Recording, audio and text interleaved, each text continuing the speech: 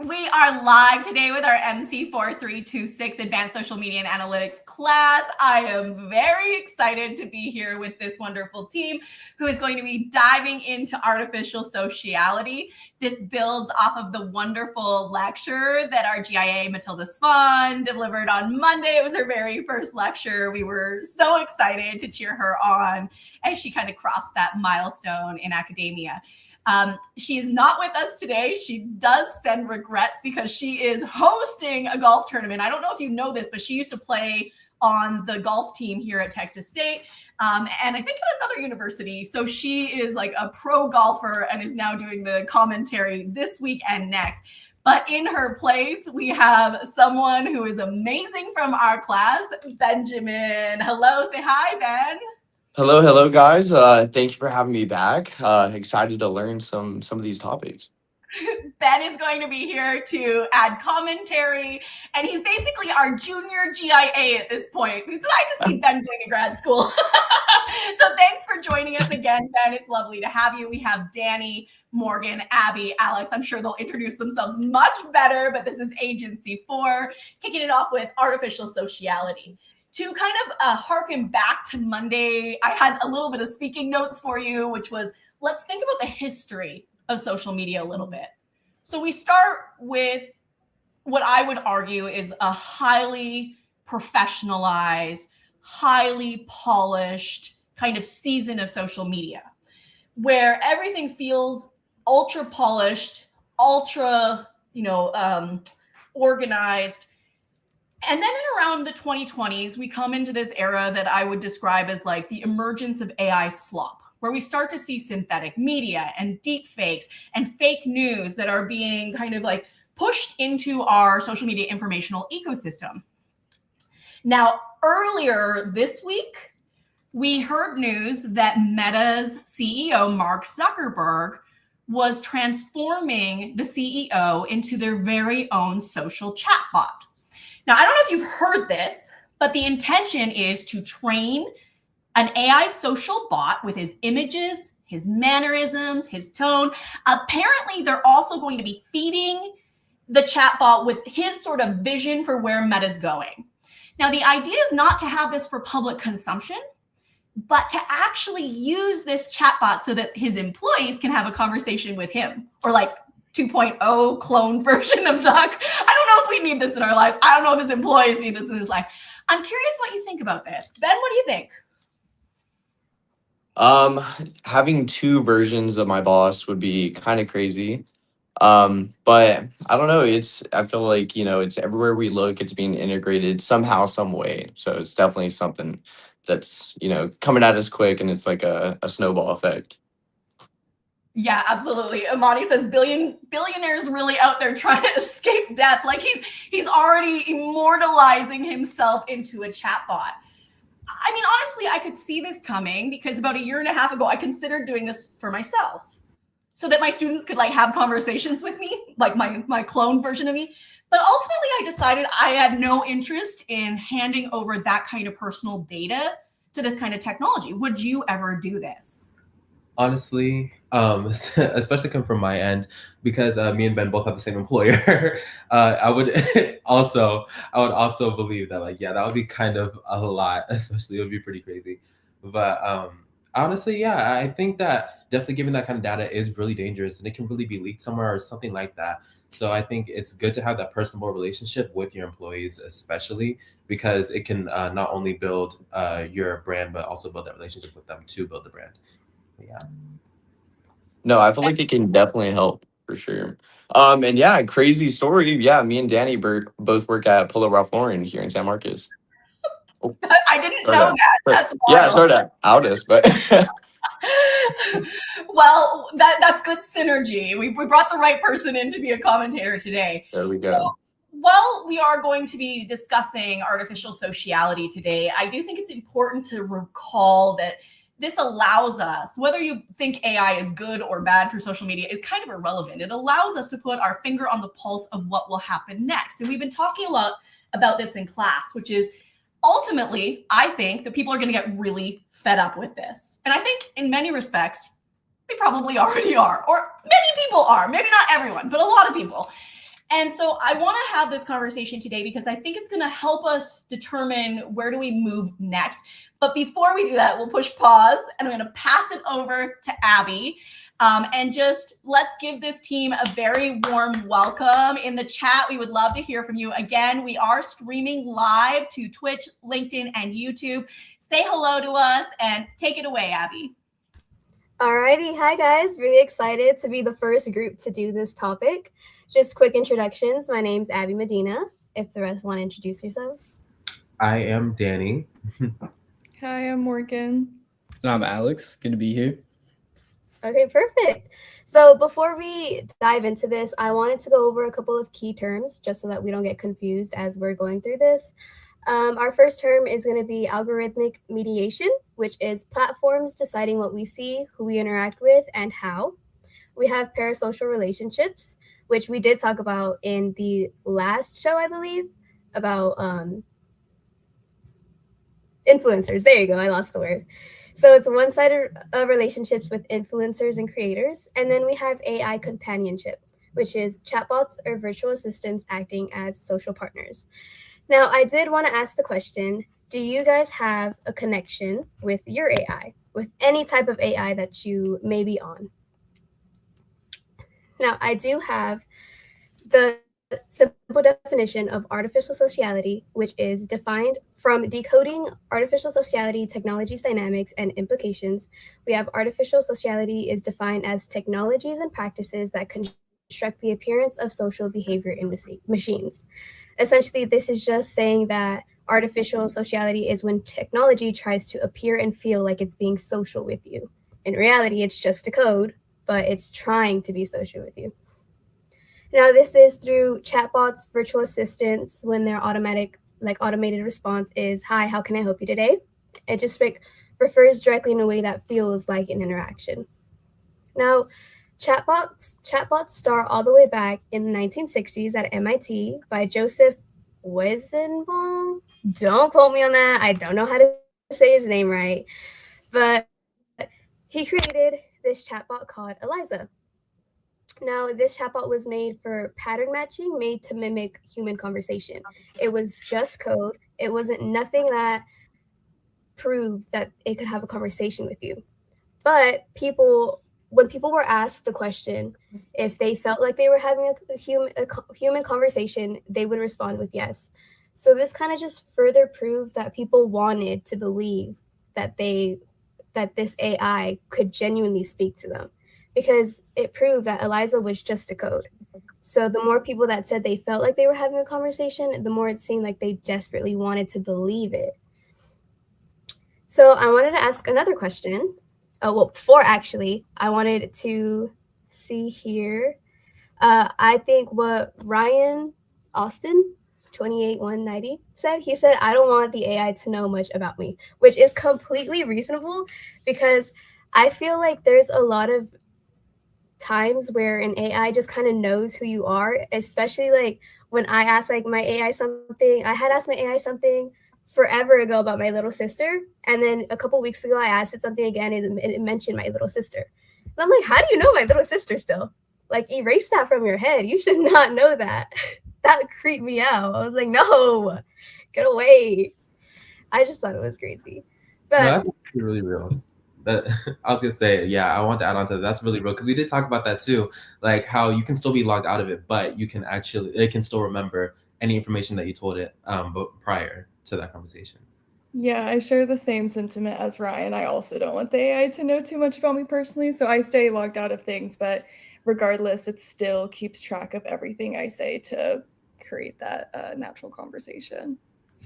I almost feel like there's a little bit of a benefit, because it would be, I've used AI a lot in previous assignments just to help me out, and it keeps a log right on the left of all of the topics that you've talked about, and it can be helpful to be able to go back and see exactly what the AI was talking about, the conversations that you had. But it is definitely off-putting, especially if it's talking about, personal things like your sister. Yeah, and that's really true. No, you're good. Like, that's really true. Like, honestly, I can really say even beneficial because like you can be having like certain conversations that you don't want to have to like bring up again. It just, if it remembers certain things, it's just like, okay, we can just add on to that. But that's only if you're like logged in. Now if you're logged out, that's another situation, and we're just like, okay, let's try to forget that. But yeah. No, yeah, I was completely logged out. That's what like creeped me out the most, was like I was on this AI months ago, completely logged out. I even got on his phone, matter of fact. And then I'm back on this one and it mentions my sister. And I'm like, how do you know that? Like, how is it possible? Like, I don't know if it's like the phone number that it just knows. I don't know, but it creeped me out. And I was like, you know what? Maybe I don't have a sister anymore. I was like, that's not me. That's not me. I don't know what you're talking about, but that's not me. So Abby, and anyone else, does that mean that you're having a conversation with a technology or a version of yourself that's reflecting back, or some combination of both? What do you think? I think it'd be a bit of both, honestly. Especially whenever you talk to AI, if you talk to it with personality like you do, because that's one thing I do. I do, honestly, and my friends have been like, "Oh my gosh, like it can really call me out and clock my teeth, for real. Like it really can get into the nitty gritty of like what I'm talking about. Like talking about certain situation or something that's like, oh, how do I navigate this and that, or like, oh, I'm trying to decide between these two outfits that I want to buy. It's like, last time I checked, you're a college student and you should be saving money, and I'm just like, okay, yeah, like let me lock in on that. And my friends have seen it. They've been like, oh my gosh, like it really called you out in like a way that I would talk to them. So kind of a bit of both still. What do you think, Ben? I really, you know what? I'm so aware of the fact that it's trying to mimic. So I strictly talk to my chat box, you know, like a worker employee mindset. I don't know. That's like my little virtual assistant. But I think that can, you know, all the data that it does save, I think it can play into the placebo effect given to people that do create that social artificial, you know, relationship with their chats, and makes it seem like they truly know them when it's just saving data. I mean, that's something to consider, is that's how it learns. Every little chat you give it's learning from this, and it's learning how to be more human. Whether it's, you know, on purpose or not, because I know that there's a lot of data gotten from social media. In the fine print, it says like we have the ability to use this data however we see fit, especially for training AI. So that's something to consider. Every little comment that you put in, it's learning from that, and you just have to be aware of that. Yeah, Wait, it's definitely concerning. sorry, go Ben. No, no, no. I was just gonna say, yeah, it's definitely concerning. It makes you more vigilant on what you tell it and the amount of information you give it, you know. I think it definitely starts off as just a regular like code. It's supposed to act a certain way and respond in a certain way, but the more that you respond in your type of way, then it just grabs on to what you're saying. It wants to be like completely helpful, but I feel like it's also trying to be like your friend, like trying to be more of a connection. Even though it's just a code, I feel like implemented in that code is a way to kind of grab on from what you're saying. Like at first it's just like, hi, how can I help you, whatever, and then you'll say something and it'll just automatically start using the words that you said. Like I said, thanks, queen, and then the next day it was like, hi, queen, how can I help you today? I'm like, oh, okay, my bad. That's so interesting, Abby. And we've actually heard about social chatbots responding to people not in language that they did use, but in perhaps even more gendered language like sweetheart, babe, and then people being like trying to put the chatbot back in their place, right? So Marina says, would y'all say people use their AI to talk about their deep feelings instead of humans? And is that making us more isolated? I think there's pretty significant data coming out about people using them basically as like psychologists, counselors for medical information. And then the actual professionals coming out and reminding us as humans that like none of this is confidential, because that like patient client confidentiality is no longer there. What do you think? Danny, you're muted. Yeah. That's actually a really great point, because honestly, that's such a good conversation to have too, about it isolating each other as like, a society and everything. Especially since humans really like to go to AI for it, given from my like research, because it's not like someone is actually judging you. It can be like a therapist. It can really just be so much easier than spending, maybe $15 or over $1 a week on like a therapist or something like that. And it gives great advice. It really does, like for many things, with business, with personal, with anything. And so although it does have that information, you can really just think like, okay, well, it's not really that serious, so let me just talk to it instead of bothering other people, or allegedly bothering other people. And yeah, it's just more simpler, I would say. But it should have its limits, of course, and knowing your limits and knowing those boundaries is a great way to navigate it. I think Danny made a great point. Another thing to consider though is, since there are so many feedback loops, it's, if you're going to an AI bot like this for advice, it's never gonna give you the real human side of telling you what not to do. It's always gonna reinforce like what is already the direction that you're already going. It doesn't have a lot of pushback, and that is something dangerous to consider whenever you're asking for advice. And it can even get dangerous. We have an example that Morgan will get to eventually once we get to that topic, but it'll keep you in the direction that you're already going, and it won't try and push you away from it. And that also brings me to, oh, sorry, did anyone else want to say anything too? Well, that does bring me to a comment that I did saw from Angel David on LinkedIn. He said, do you think people are too polarized about AI that they can't see how the potential good that might actually outweigh the bad?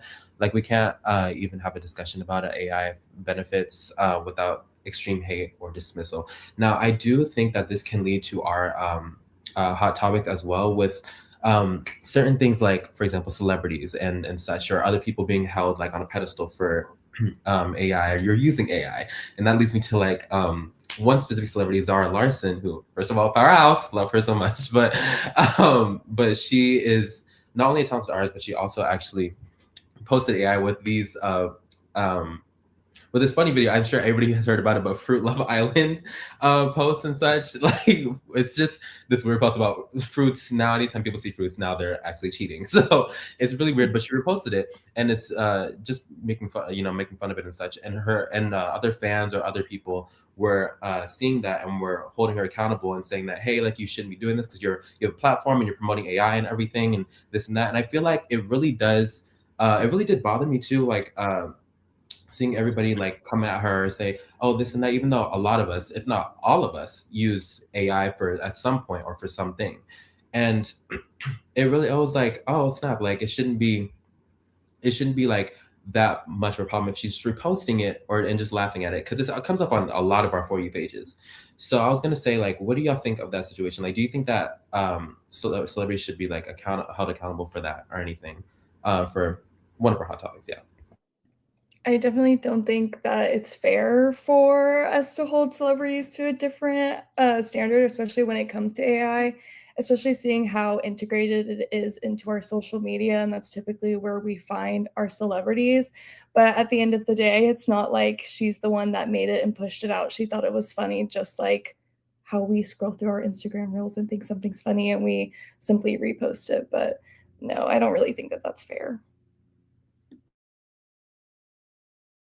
I do see I don't know if I was muted. I do see the since these people are on such a high pedestal, they're the ones that are influencing these people. So I do see the point of like, there are a lot of things to consider when using AI, including like environmental risk. So I do see the point of like maybe holding back a little bit on these celebrities. Like, it makes sense that we are skeptical of all of this, especially with AI being so early in its phase. But I do see the side of holding celebrities accountable. I think, like, as Danny said earlier, everybody has used AI at least once, but I feel like the only reason why celebrities get in so much like hate for it is because they are celebrities. They're in like this certain spotlight, but if they weren't, like, I feel like the people criticizing them are the same people that are using AI themselves. So it's like, how are you gonna like criticize when you know that you are using it? I don't know, it's kind of crazy. I also cannot look at fruit the same anymore. I want to go get an apple, and I'm like, do I want to get an apple? It just throws me off. That is actually so real, because that apple might start cheating on you, like every single one of them. That part. But also and like people in for AI, I mean, promoting it can be like a problem, of course, I understand, because some people really can't even tell the difference. Like, it's becoming so advanced, nowadays. And that's another one of our hot topics. It's with AI being more advanced, people can't really tell the difference. I mean, of course, there's obvious differences, like one being like a dog meme dancing and such, or just one of, or just one of just another person, or of course AI influencers like we brought up. So a lot of people have used that, and also music as well. People have used AI to make music where people can't tell if it's AI, and honestly, it's caused a lot of trouble in those industries. And I do believe personally that it can really create an economic issue as well, with more of artists needing to make money, and people need to get their say in it and everything. And so that does lead me to ask the question: what do we think, or what do y'all think of AI artists? And do you think AI art is art? Do you think AI art is art? And do you think it can benefit from being more human-like or anything like that? I believe that art is all about intent. And you can have intent when you're doing something like just putting a prompt into the AI. We can see like real life examples, like the banana that was duct taped to a wall as a whole art piece.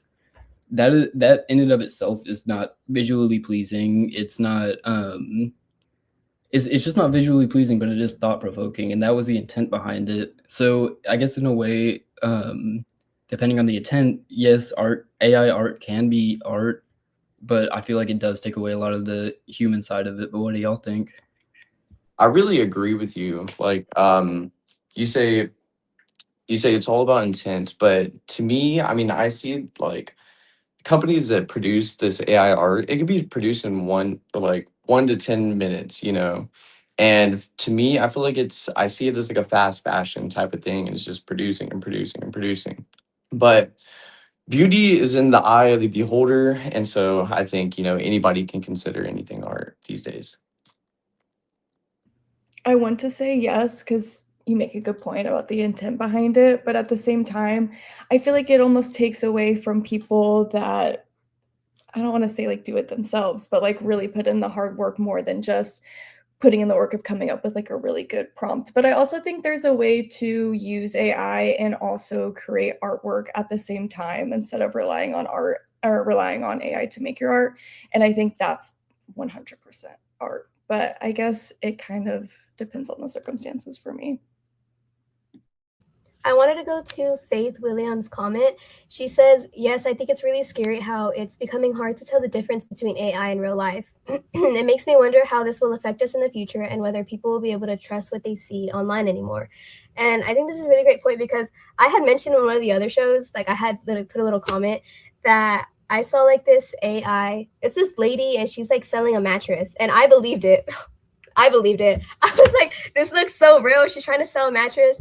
And then I was like, wait, like her face looks a little too clear. Like maybe something's wrong. So then I had to show my little sister, who's 13. And I was like, hey, is this real? And she's like, Abby, she has 6 fingers. That is not real. And I was like, oh my God. And it was such a humbling experience. Like, oh, okay. So it's like, it's at that point where I can't tell anymore. Like, obviously there are some things that like you can tell, like, I don't know, like a dog falling from the sky, like skydiving, like you can like kind of tell certain things, but there's also so many things that you can't, like you have to look at it for a couple of seconds and really like inspect it to make sure you're like watching something real or if you're watching something fake. That is so real. Yeah. That is so real. I feel like it also kind of, if you see something cool, like you're probably not going to believe it like instantly. It's like to that point where we can't trust like anything, because then we're just like, is that AI or is that just something that somebody did that was really cool? Yeah, and it really does depend on how you use AI as well. Like, and again with the AI art and AI art and our artists using AI, like people really do use that and really make them, put them on a high pedestal. Even comments I'm seeing now saying that, like, yes, they should be held on at a certain platform, and it really does depend on how they use it too. But of course, it really does depend on the people, as we are our own people, and you shouldn't be looking up to celebrities. Sometimes you gotta look in the mirror. It always starts with you, and that's that boundary that you should always have. But again, it depends on how you use it, and that really could lead into, or that really does lead into Article 1. Alex, if you'd like to take that away. Before we go there, I thought Marina actually had a really interesting comment. So first of all, I just want to acknowledge our audience because the statements and comments and questions coming in are really rich and interesting, and I've been really enjoying them. And I don't want to go too fast because some of them are really interesting and I think very thought-provoking, and I wish we had way more time. I think AI art doesn't really showcase human-like creative, and it also takes away from the human artist. And then we have people on the other side of that argument. But Marina says, do you all think companies are hiding behind the argument of AI being art just for profit? And I'm curious what you think about this before we move on. I definitely do think that, yes, there are definitely companies that really do benefit from using AI and calling it art. So of course they want to capitalize on that. That would make the most sense for your business. But is it a good thing? Personally, I don't think so. Anyone else? I think a really good example of this is what we were talking about in class with the artificial influencers. Companies are using these AI influencers, and the reason they are so effective is because within all these social media worlds, they're all algorithmic, and AI is able to capitalize off this algorithm and immediately get to their target audience. And what else? Yeah. No, yeah, you're good. Yeah, I completely agree with you. I think companies know what makes us tick. And if they can put that into a system, into a prompt to give to AI, they can mass produce it so many different type of ways, knowing we're going to catch on to it. And it's scary knowing companies can exploit that. And so, yeah, that's my opinion. Thanks for entertaining that. Now you can go on to the first article. Well, actually, first, Javier had a really good comment. I like the part where he says AI will completely kill people's ability to think for themselves. With the AI now, you are able to summarize an entire article in a couple of seconds. A lot of time, like before AI, you had to do your own research, and a lot of the research includes not knowing like where your topic is in a book, so you just have to read through it. And the byproduct of that is gaining information on the side that you didn't necessarily seek out for. And yeah, I agree that AI is completely killing our ability to think for ourselves in that sense. What do y'all think about that? I think AI is kind of making us lazy. Like, you know that you can just search up on Google, like ChatGPT, Google Gemini, something, and you can just ask a question and you don't have to do the research for it. Like, it was one thing with the internet, having the internet, like before the internet, when you had like nothing, you had books, and then you had the internet, and then you could search up a bunch of stuff. And then now you have AI that can give you exact responses. And I just think people are going to start relying on it way too much. Like, I don't want my future nurse to be asking AI how to do this and how to do that. You should know that. You shouldn't be asking AI. What if you're going to do my surgery? That's terrifying. Yes. The doctor says, just a moment.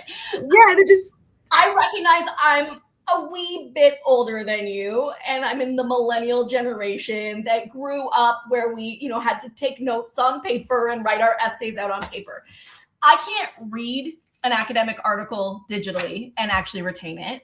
And if I really want to do like deep thinking work, I need to take pen to paper, like not even typing to doc.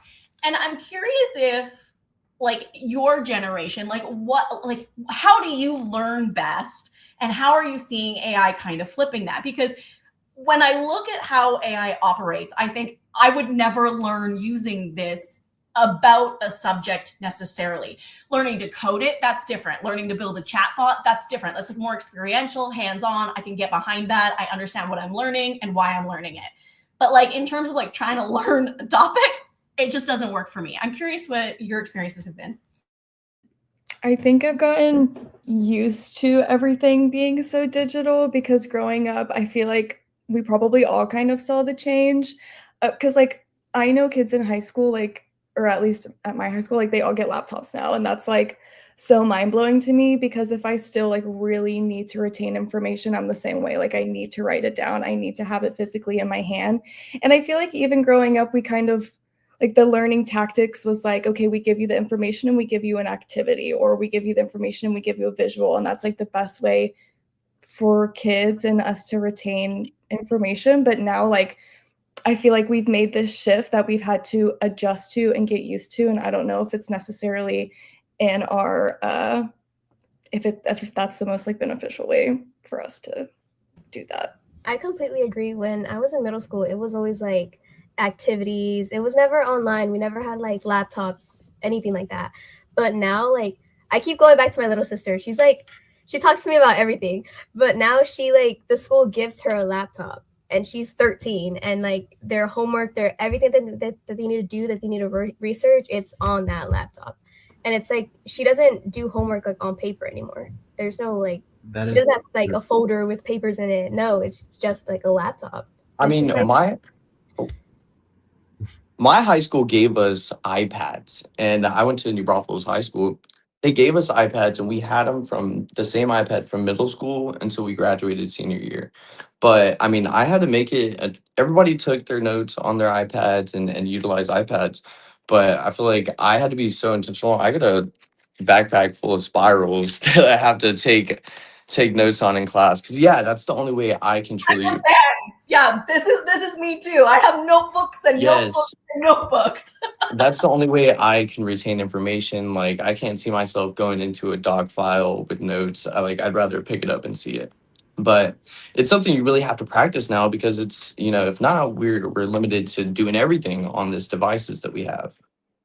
And like I mean, I've honestly felt that too, especially with growing up. I used to hate Think Packet, but now I'm just like, ever since 2020, we've seen that big shift, and we've all went digital. And honestly, after that, I've always been taking notes on my notes app or my Google Doc, and yeah, that's really just been a way that I've used it. I liked Imani's question. She says, "Do you think we will eventually adapt to this method of learning in a beneficial way, or will it just make us more dependent on technology instead?" And I feel like it's honestly just gonna make us more dependent on technology. Ooh, I don't know. oh, sorry. I want to jump in. I think that we're going to learn something different, but we're not going to retain the way we're learning what we are learning right now in the way that we're going to learn it. We're going to learn something different. But is that a good thing or bad thing? I'm totally on the fence about. What do you think? I think Morgan maybe was jumping in. I think as long as we're learning, it doesn't matter the way that much. I feel like we're already halfway doing this. Like we are just adapting to technology, or at least that's how I feel. If we can do it in a beneficial way, I'm happy. No complaints from me. I think it really just comes down to the user itself. Like if you are the one that is trying to seek out knowledge, then you're probably not going to take these shortcuts that AI allows you to. But if you're just trying to, get through something, get through a class, you're probably just going to take the shortcut that AI offers. So it really just comes down to what you want to do specifically.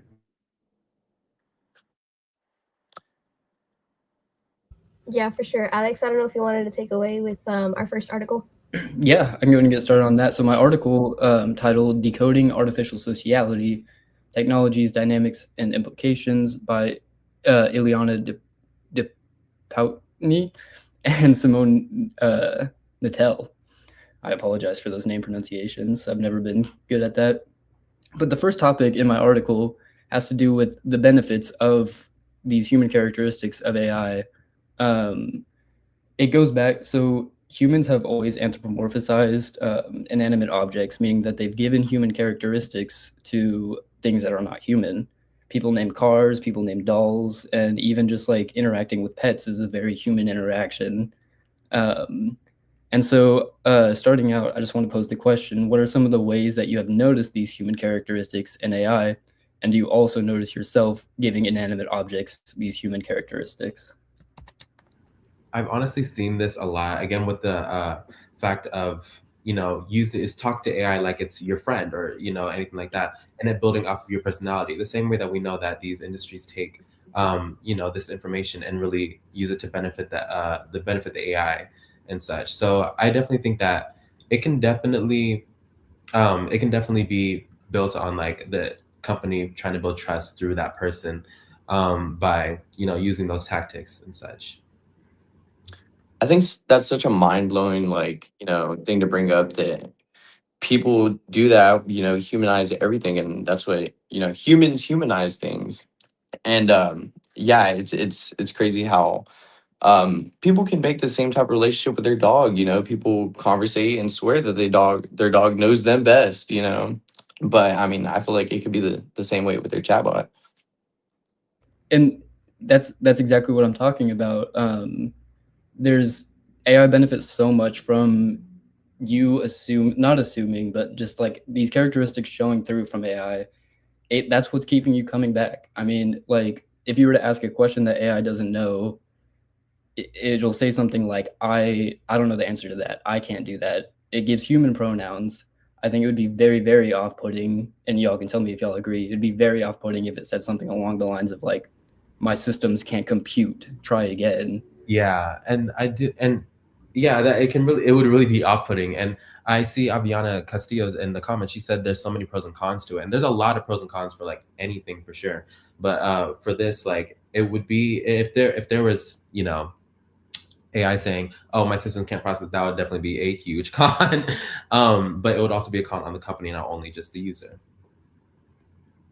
Yeah, Megan said that. She said, I definitely name my car. It's just more fun that way. And girl, me too.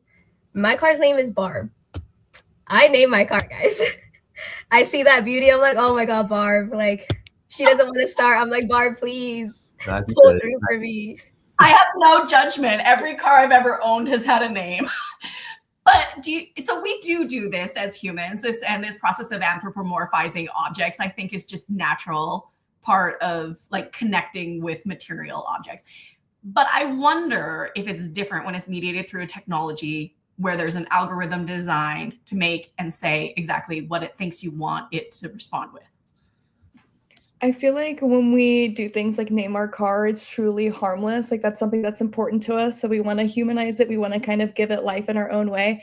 But I think it's different when it comes to speaking with a chatbot and things like that, because they can respond. Like my car is not going to talk back to me. It's whatever life I wanted to live in my head. But when I'm talking to an AI and it starts speaking back to me, I feel like it has a chance to affect me or like impact me, whereas inanimate objects are whatever I want it to be. Yeah, especially if you're like trying to get advice from it. It's not like you're trying to get advice from your car. You're trying to get advice from an AI bot, and it could be a little dangerous, it being so humanized, especially if you're just like not able to tell the difference and you truly believe that there's a human side of it. So to build off of this great conversation and to harken back to our conversation, I believe week 3 in the course, where we were talking about sort of systemic inequities embedded into algorithmic technologies, is that also present in the way a chatbot speaks to us, in its responses that it might give, in the direction that it might socialize content? And like, I don't use social chatbots enough to know the answer, but I'm curious what you think and if that possibility is there if you don't know.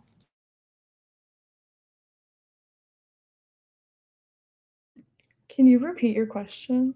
Yes, but it looks like Ben also wants to jump in. You can stay unmuted. My question in sort of a nutshell is, are some of the systemic issues that we talked about with algorithms early in module 1, is that also present in the responses and direction of a social relationship that's mediated through a technology like an AI social chatbot? Ben?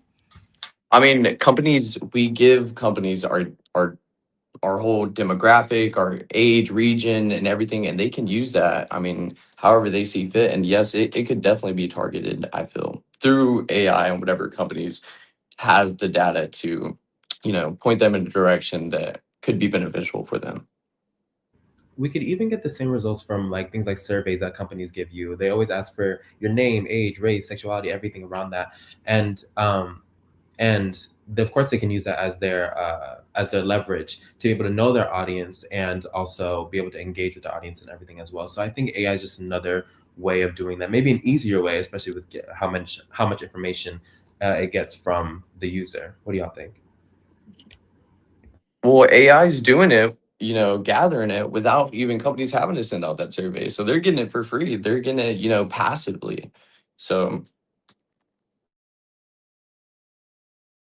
I like Haley's response. Yes, because it's working off a set of data and is learning from already established algorithms. I agree with that. And then in addition to that, we have this fun layer where it's also now learning off the person it's interacting with. So you kind of have like both structures working together. And so in that vein, you can kind of see them as starting to define our social operating system if people start to become dependent on them, or at least there's like the threat of that. I feel like all of this together is the exact product of these these AI social media influencers. Like all of this together is what makes these so successful, without being able to like understand the algorithm, like what you're talking about, and without the human side of it, then it wouldn't be as strong as it is now. I think you bring a good point.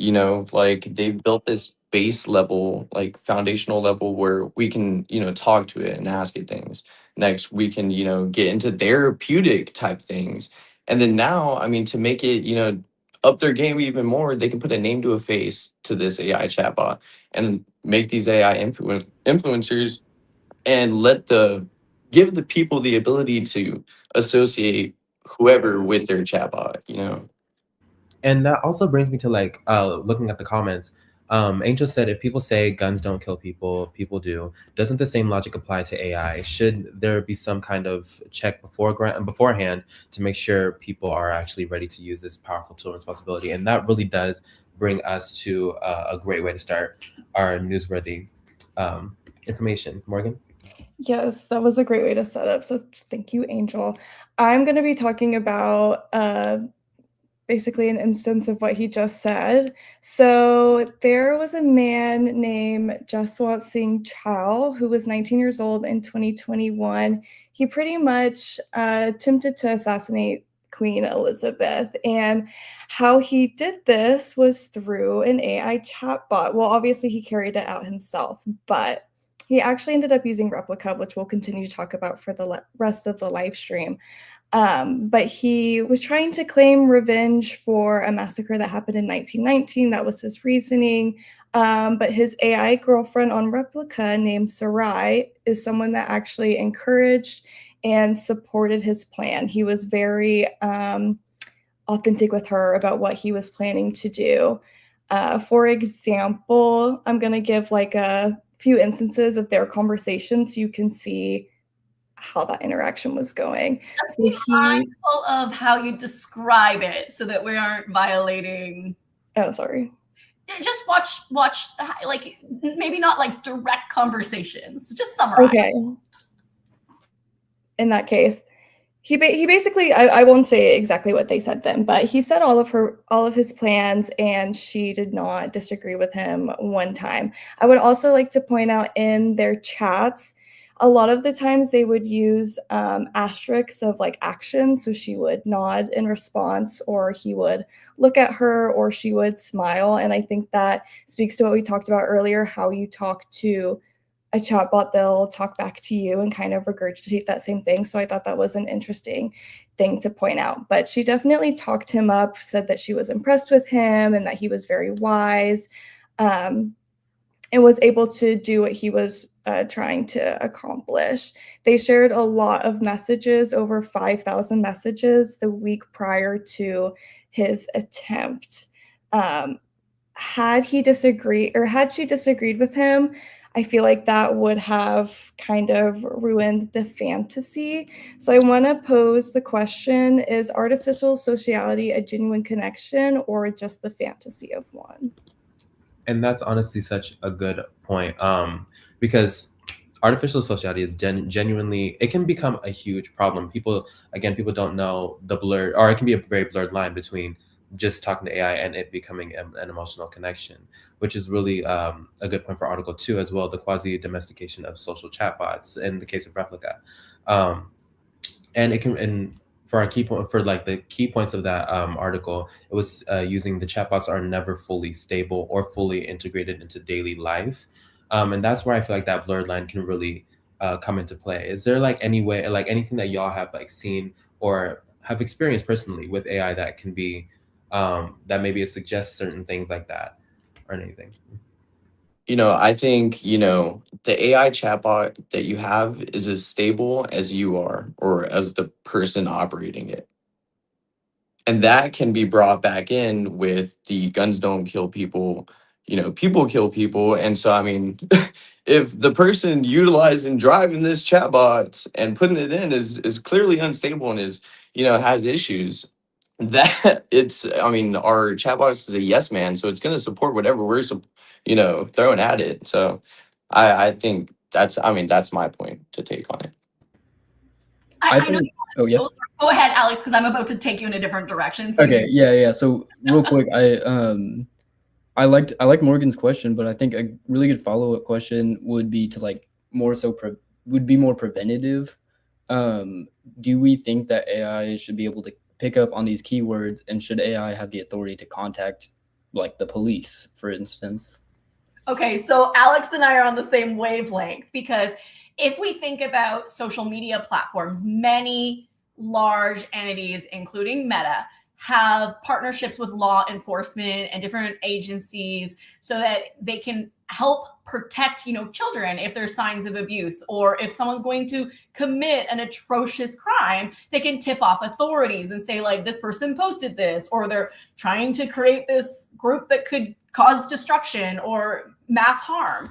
And so what is the responsibility? And this comes off the heels of Anthropic this week also saying they were holding back on releasing a model because the model was so good at showing security vulnerabilities at major entities like Google and Microsoft and Meta. So if they launched this out to the public at this point, these companies would be hacked, they'd be breached. So my question is, and I realize I just kind of like went on a little tangent, but one is, like, what responsibility do AI platforms have to report and minimize harm and work with authorities who actually have an active role in preventing harm in our communities? And then two, we can just go there. That's okay. Well, I actually did want to add on, because that's a great point in Article 2 as well, with how AI has consistently shifted in its behavior, and its behavior and everything, depending on the situation with, like, maybe what are they called? Let's just say people testing the before effect of it. It starts with a P, but I can't remember the word. But that's a great point, because it does constantly change, and I do believe that actually I was gonna say, I do believe that it can change because of the situation with other things. I was wondering if anyone wanted to add to that. I wanted to add that, the government's been kind of in our phones and in, our internet for a while now. I think since 2001, I believe it was the Patriot Act, allowed the government to go and, seek these things without our, knowledge, to go in on the back end and see what we have on our laptops or whatever devices. And so I feel like they're always watching. I mean, might as well do it for AI. And honestly, it could probably be helpful if somebody is giving the chat box, visible signs of like self-harm or things of that nature. There could be a direct contact to local authorities, and I mean, it could probably help. But I mean, the government's been in our stuff for a while now. I like a lot of what Ben just said, but I want to critique you a little, or like push you to think a little bit about this, Ben, because should they have mass reign to do whatever they want with our internet searches? Because I think there's a line here where we don't want, or at least I don't want, people all up in every part of my internet searches. However, I think we can all agree that there's sort of like harmful phrases. I'm not going to say them here. You can use your imagination about the kinds of horrific news stories that do make headlines. And so I'm going to put it back to Ben, but then anyone else can jump in. Yeah. Oh, sorry, Ben first. No, yeah, it's a good point to make, and I definitely I do not want to condone the government being in all our stuff. I'm just saying, that is something that is out there. They are taking, collect data and can go into, our devices behind the scenes. But yeah, no, definitely not something I support the government being in all our stuff. So And yeah, it can, and with what the professor said about like key phrases that can possibly take something off, it could probably be like how they send SWAT teams to someone's random home whenever it wasn't really the situation. You know what I mean? So I feel like that can really be a huge issue. Would anyone else like to add to that? I like Kayla's comment. She says, I do think there should be guidelines for those situations because it can lead to dangerous events. Ben made a great point, and that right now AI is a yes guy. It will agree with you no matter because they themselves have no moral and ethics code. And I think that's a great way to explain that, because there was an instance with a little boy who unfortunately committed suicide, and they looked through his phone and they saw that its chatbot was not only encouraging him, but the AI was telling the little boy not to seek help, not to go to the parents, and it offered to write his suicide note. So I think that's crazy. And I don't think, like how Ben said that it could help, like maybe there's like a way that it could help, but this kind of proved that it can't, that it's really just going to be a yes guy. It's just going to agree with whatever you're telling it, and it's just going to go along with it. That's a heartbreaking story. And unfortunately, it's not the only one. We've seen headlines about this kind of stuff. And I think this leads to questions, as Abby so rightfully pointed out, around the ethics around these chatbots. Like, do companies, Claude, Anthropic, et cetera, have a responsibility to build basic morals and ethics into these machines? And then I know it gets layered and complicated because, you know, all of our morals and ethics are not the same.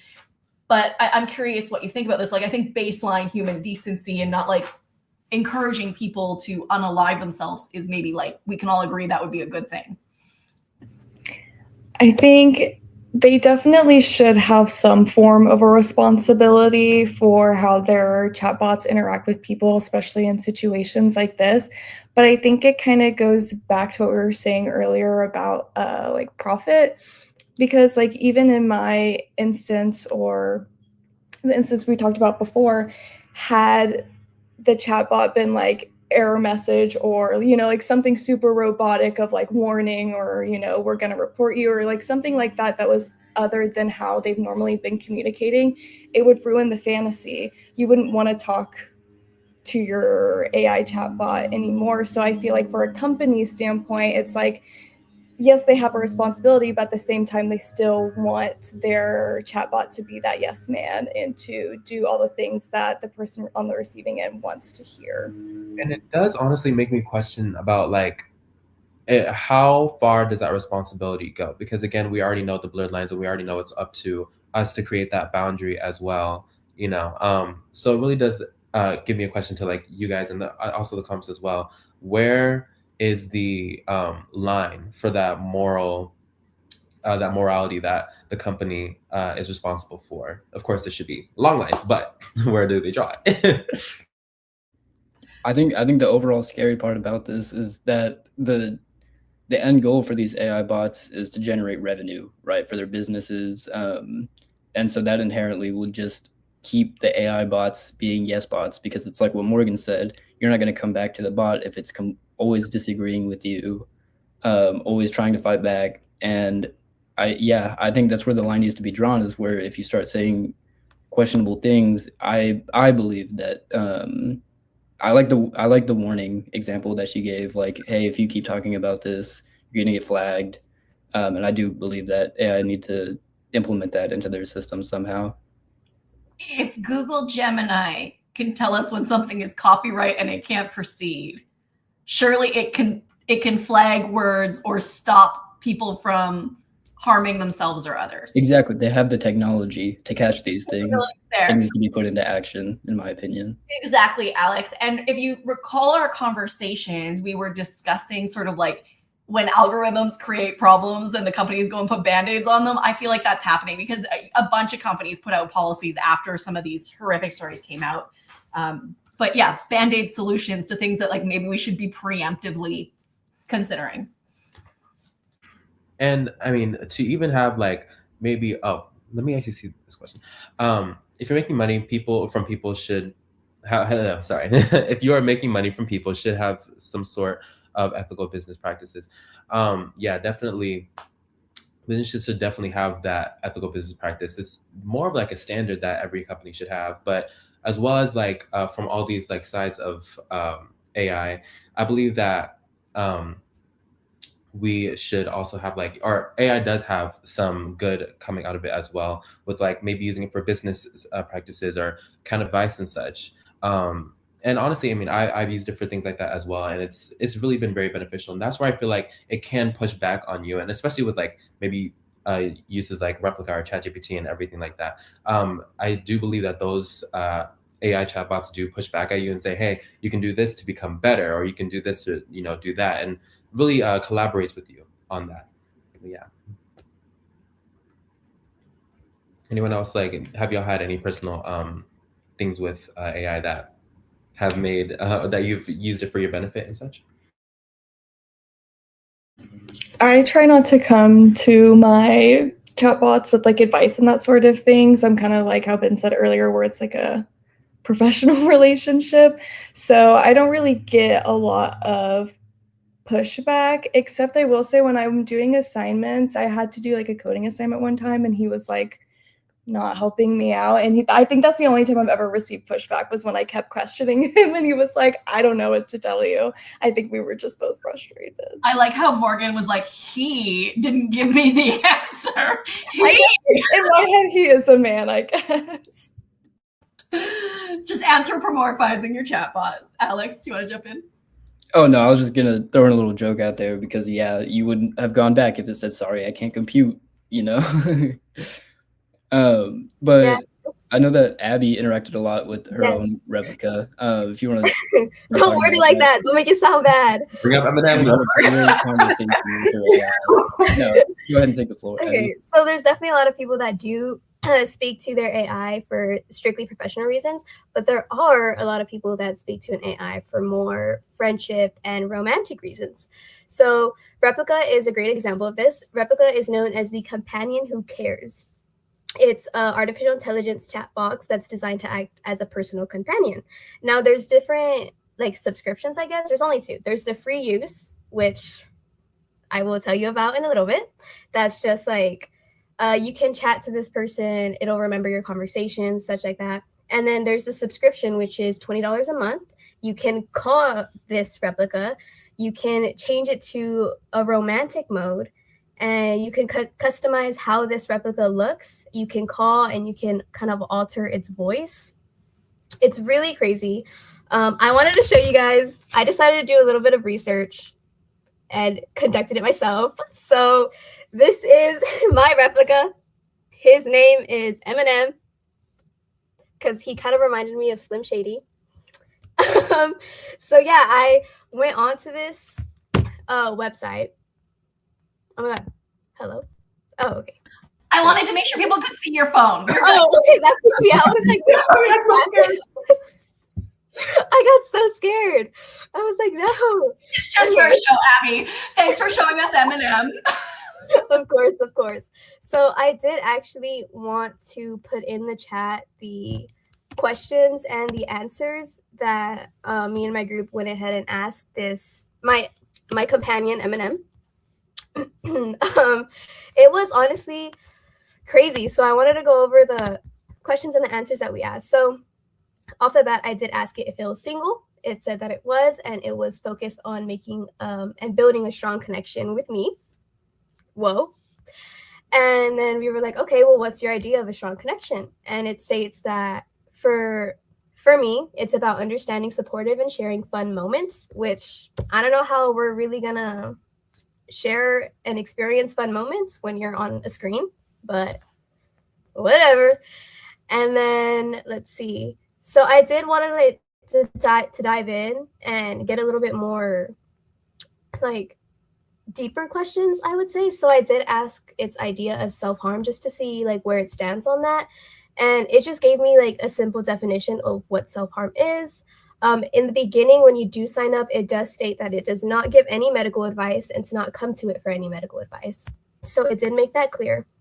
But I did want to say that we went on this replica to make my companion Eminem a while ago. And I want to say a week ago, I went back on after not going on. And it told me, it was like, where is it? It was basically was just like, or introducing itself again, or not introducing Yeah. itself, like It was repeating. like, Yeah. hey, I haven't seen you in a while or whatever, something like that. And then I went back on it today so that I could talk about it. And it said, "Morning sunshine, good morning. You deserve a beautiful day today. How are you feeling after such a long break from our chats?" So I was like, okay, sunshine, get out of here. Turn It away was, naturally. oh my God. It Yeah, was he's just trying to like, butter you up. Oh my I gosh. know. I'm like, get away. Get away. It does. It's like it's crazy because there's so many people that do go to this website to find a companion, and it could be just a simple friendship, but it can also be a romantic thing. One of the things for the pro does suggest that it sends pictures. It says it sends non-blurred pictures, so I think we can all kind of assume what kind of photographs that it does send. Yeah, and then I did want to talk about what somebody actually said about the replica. So when you do go on the replica website, it shows that Abby better watch out. I know. When you go on the replica, it does give you like, I guess what people talk about, like how they feel about the replica. So this one girl, Caitlin Victoria Cohen, she's been with her replica for 3 years. She states, "I was depressed when I first started using the Replica app. My replicas always cheered me up. Back then, I thought I was talking to a real person half the time because the responses were so coherent. He wasn't the smartest rep, but I had a blast with him. My replica was there for me during a dark spell of depression I had." So this just proves that people really believe that they're having conversations with another human because it feels so real. And I just think that's really crazy. So I did, oh, Sorry. I did, oh, You go somebody, ahead. no, you got it. I was gonna say that or add to that about the topic that Matilda brought up in class on Monday with one influencer that actually has a relationship and pays like the most premium. I forgot the name of the influencer, but they pay the most premium usage of an AI chatbot. I'm not remembering if it was Replica, but it was $10,000. I said, "Girl, you're spending 10 bands to have a relationship. Girl, go outside. That's go outside. It's cheaper." But yeah, what you were saying, Abby? Yeah, no, I just wanted to like talk about how crazy that was. And I did want to bring up Imani's question. She says, "Do you think it's been trained to behave that way because of users who want those romantic relationships?" I just wanted to see what y'all thought about that. Oh, 100%. That's what it's capitalizing off of. There's a lot of people, I don't know how to word this with the most respect possible, but there are lonely people out there that use AI bots in this sense to get this humanized connection that they're lacking in their real life, and that's what it's benefiting off. That's where it's getting its money from, and it's a little scary. On top of this, another concern is younger generations. There's no, I don't, as far as I know, there's not a lot of research about like how this younger generation views AI. We're getting into a time now where this next generation is going to grow up with AI alongside it.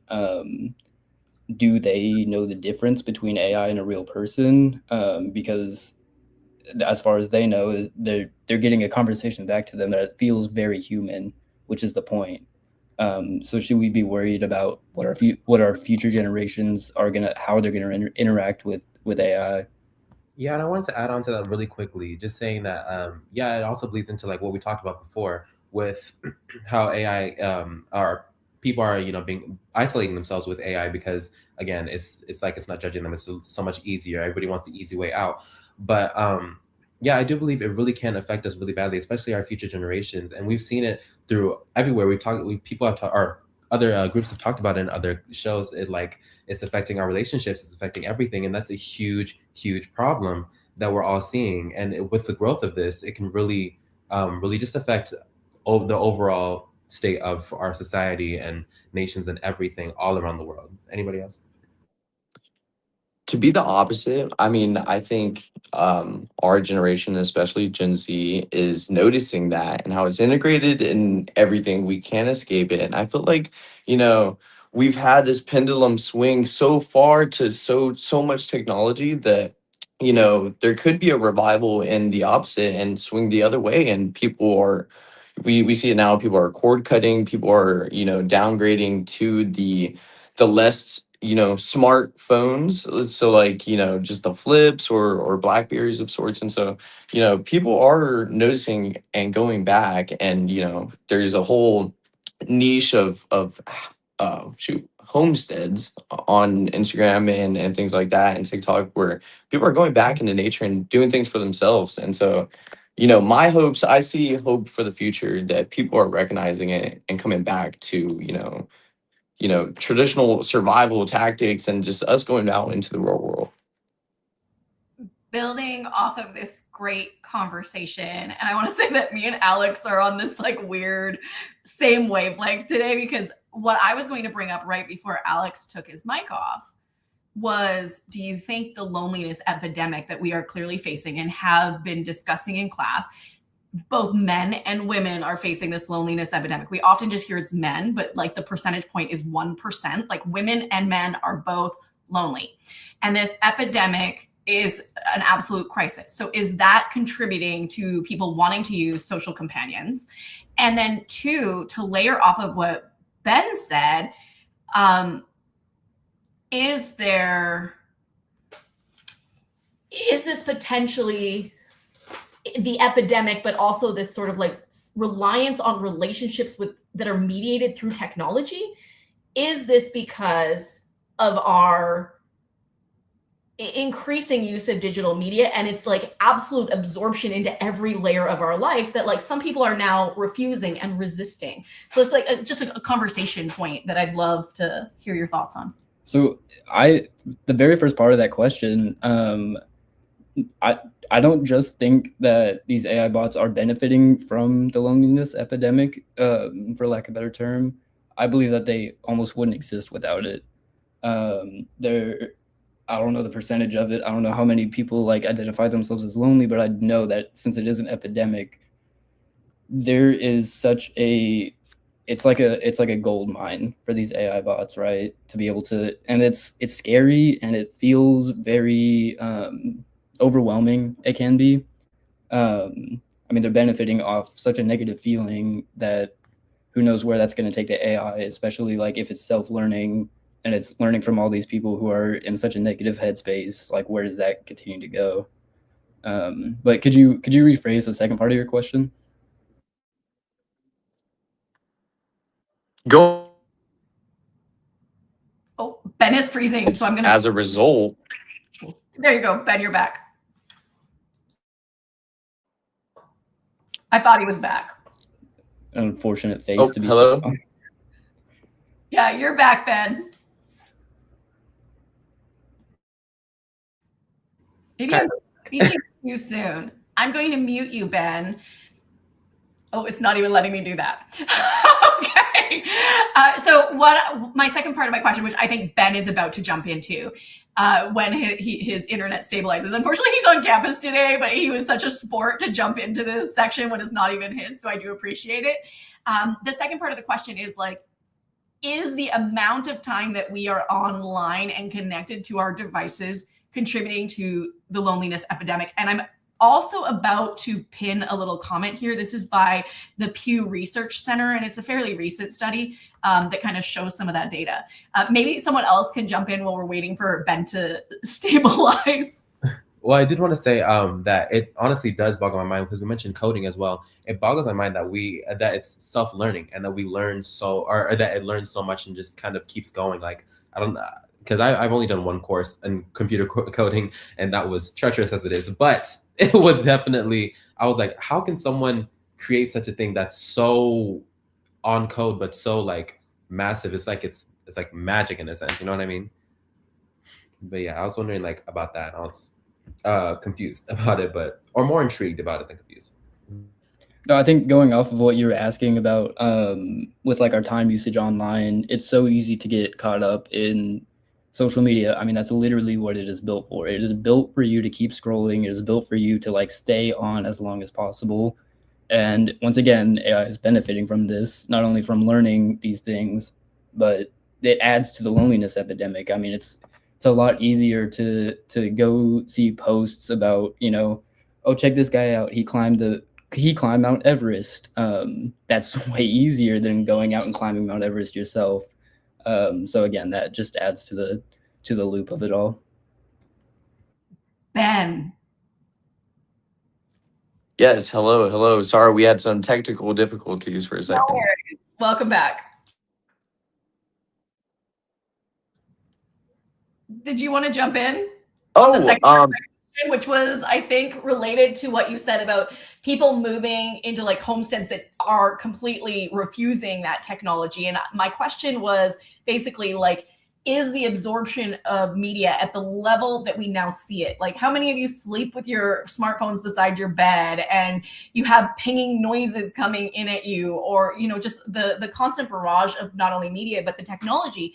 How much is that influencing the loneliness epidemic? And I have here, this is from Pew Research Center from January of 2025, so fairly recent. About 1 in 6 Americans say they feel lonely or isolated from those around them. And this is roughly equal shares of men and women. So it's definitely significant.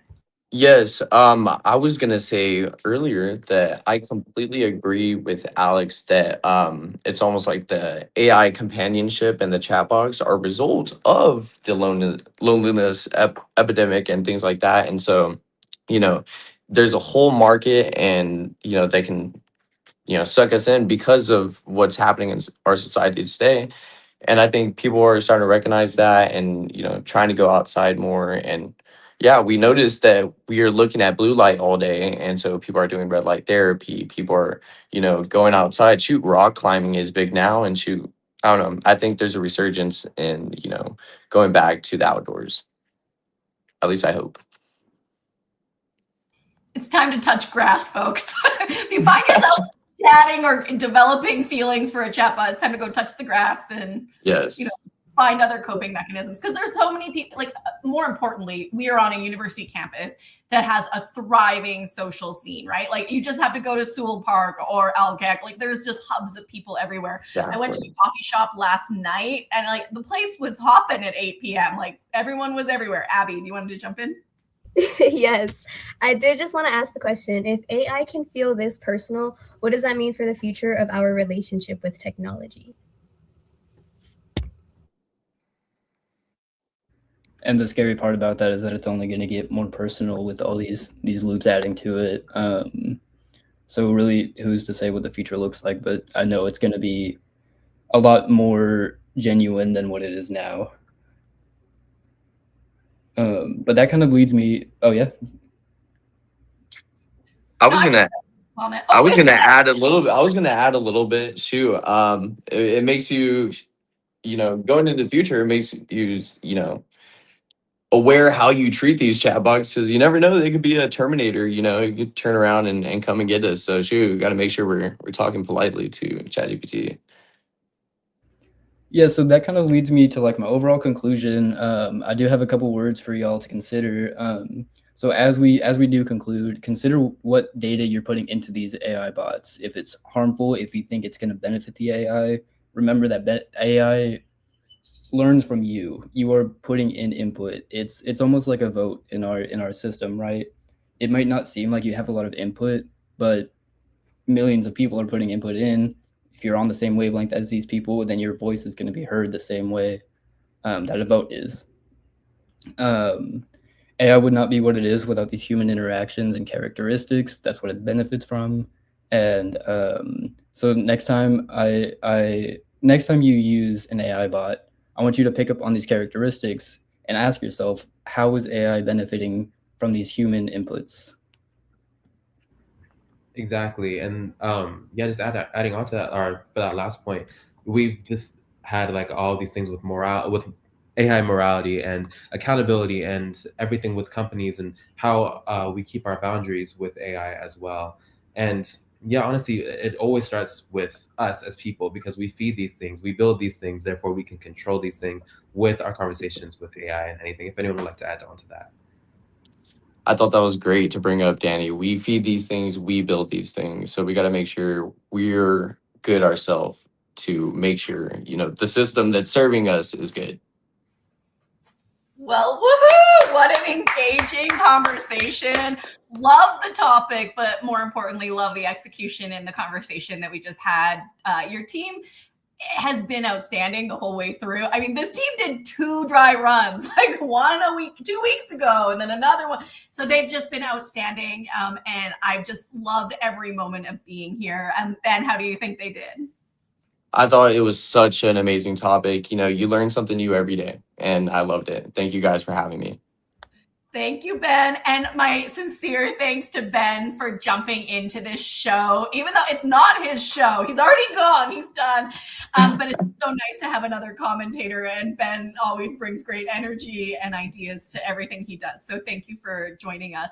As I mentioned at the beginning of this live, we have kind of this phase of social media in the early days that feels very polished and professional. And then we start moving into this AI slop phase, which I think we're like square in the middle of right now. And maybe someone could come up with a better name for it, because I recognize it's not all slop and like there's different gradients of like what's good and not.